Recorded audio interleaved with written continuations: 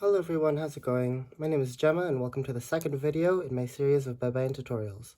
This video will actually not be featuring much Baybayin writing because we're talking about Tagalog phonology to the end that you could respell your name using only the letters available for Tagalog as they would be pronounced in Tagalog. So I've written out the alphabet here. Abakada ega haila mananga o para sa uwaya. Yes, nga is a single letter. To break it down and give some more of the nerdy details, I'm gonna split this into consonants and vowels, and I'll lay out the consonants in a chart here. How this works is the placement left to right represents where in your mouth the sound is made. So at the left edge is the front of your mouth. Very left is your two lips together, ma, pa, ba.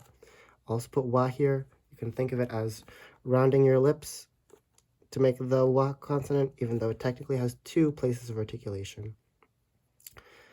And then the groupings top to bottom represent how the sound was made.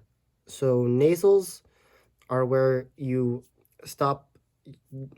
close off your airway through your mouth and hum the sound out, ma, na, nga. Plosives are where you stop your airway and abruptly start it again. Pa, ta, ka are unvoiced, ba, da, ga are voiced.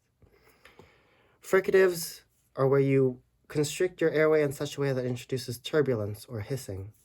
So ha, sa, as in hissing. Approximants, you put two parts of your mouth close together or even touching, but in a way that still lets air freely go around. So wa, la, ya. And then the single tap vowel in Tagalog, ra. This isn't like the English R. It's an okay approximation for R. We'll talk about that later. But it's pronounced like a tap of the tip of your tongue against the front of the roof of your mouth. Kind of like if you know a dialect of English that would pronounce the word butter as butter. Or if you know Spanish, then it's just like a single ere consonant. Although sometimes at the beginning of a word, in order to help distinguish it from da, you'll hear people roll it a little bit. Ra, ra. There are sounds in Tagalog that don't have dedicated letters, so I'll put them in here. Cha, spelled T-S. Ja, spelled D-Y. Sha, spelled S-Y. I know that cha and ja are technically affricates, which is a plosive immediately followed by a sibilant, but it fits nicer in the table here. Last consonant I need to address is the glottal stop. The glottal stop is like the stutter sound in the middle of the word uh-oh. Or if you know a dialect of English, that would pronounce the word butter as butter. It doesn't have a graphical representation. You don't write the apostrophe or anything, but it does show up in a very important way that we'll talk about later in this video.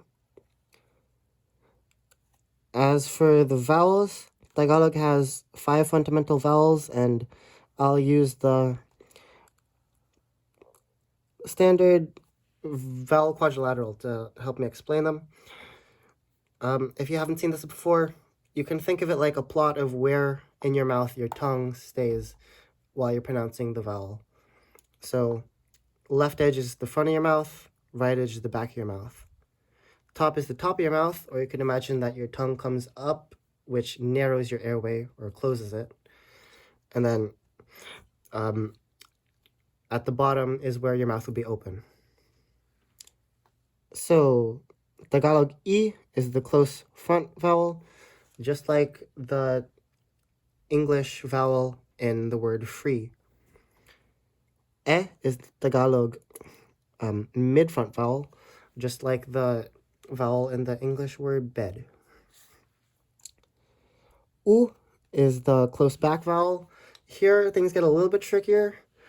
You could think of the English word boot, the vowel there, although I know that when I pronounce it at least, I start a little bit more central, and then it's a diphthong that slides toward the back of my mouth and gets more closed.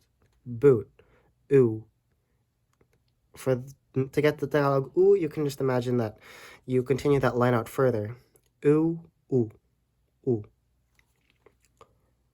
Tagalog mid-back vowel is o. This doesn't really show up in English, but you can kind of place it maybe between the vowel of not and the vowel of bode. Maybe even a bit further back than that. So a, o, o. A, o, o. Tagalog open vowel is a.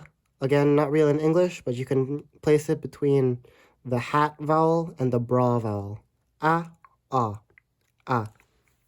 If you know Spanish, this is just like the Spanish vowels, u as in uva, o as in ola, a as in mar. The pronunciation is maybe not the greatest. So let's say you're taking your name and respelling it with these letters. For the vowels, you can try to place it in the chart and then see what's closest. Obviously, e is closest to e. But what also just works fine is if you just try out each of the different vowels and see what sounds most natural. So Gemma, the second A, the A is de-stressed, so it's right in the middle. But it just feels more natural to say Gemma than to say Gemme, Gemo, or anything. So I'll keep it as an A. Tagalog doesn't need double vowels. We'll just put the single M. And then the letter J does not appear in the Tagalog alphabet. There are a number of letters that don't, but for those, there are some pretty standard Tagalog respellings that you'll see. And also I'll include the digraph CH, SH, TH, ZH to represent the j sound, even though it's really not spelled that way. And then enya, just for the fun of it. Just for fun. Now, it depends on how you're going to pronounce it. So, if you have a letter C, like in the word, in the name Kathy, that's a ka sound. If instead it's C, like the name Cecil, that's a sa sound. F is pretty much always written with a pa. Like even the name of the Philippines or the people, the Filipino, Filipina, Filipinx. When a native would say them, you'll really often hear Pilipino, Pilipina. J, there is a ja sound made with the cluster da, ya. But maybe if it's at the end of the word, like at the end of George, it'd be kind of uncomfortable to end it with a diordia. So in that case, da and the sa would be more appropriate. Diords. Of course, sometimes the letter J is pronounced ha, like in Jorge. The enya is just a n that glides off with a y. Nya. The Q makes the k sound, but again, when it's followed by a U, as it usually is, it glides off with a w sound. Qua. Maybe you have a Chinese name in which the Q is pronounced with a ch sound.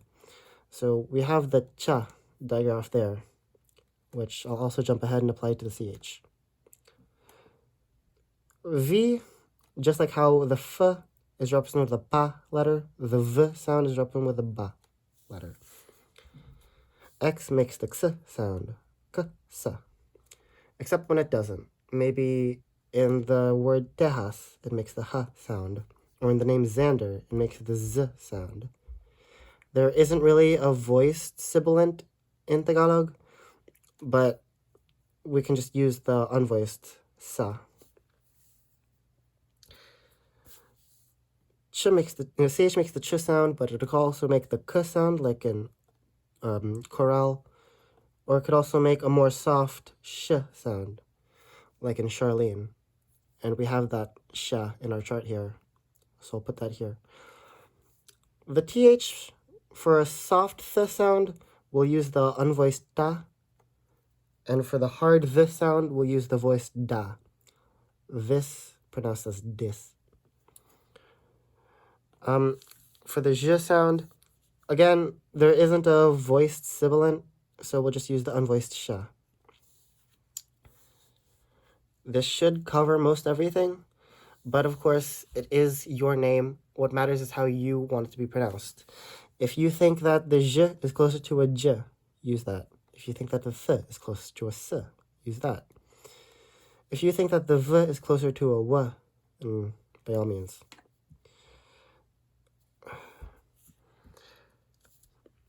So that is how I would spell my name. One other thing that's really important to mention, diphthongs, where one vowel sound glides into another, like I, or a, oi,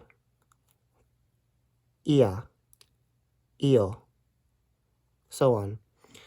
Tagalog doesn't have that. When you put two vowels next to each other, a glottal stop is inserted between them. So this is ai, ei, oi, ia, io.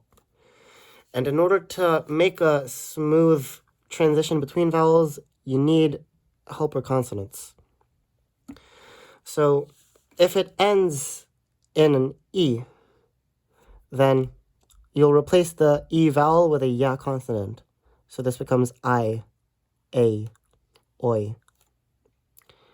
If your diphthong ends in an U sound, like ow, o, then you'll replace the U vowel with a W consonant. Ow, o. This isn't like English where the W changes the pronunciation of the A to make ah or ow. This is Tagalog. The a is the a is the a, makes ow. The o is the o is the o, makes o. If you have a front vowel, either e or e, at the beginning of your diphthong, then the helper consonant ya is just inserted between them. Ia as in Maria, io as in Mario, ella as in Bea. Similarly, if your diphthong starts in a back vowel, like ue, ua, oa, oe, then you'll introduce the w sound in between. Ue as in yue, ua as in rua, oa as in, toa, oe as in Noel. Lastly, that just leaves ae, which you can choose between I or aye, and ao, which you can choose between ow or owl, or also, say you have this name. It's pretty common to hear this be pronounced Naomi. So that's another option that's available to you if you think it's appropriate. That should be everything for Tagalog phonology, and I'll see you in the next video where we'll talk about converting these letters and sounds into Baybayin writing. Thanks for watching.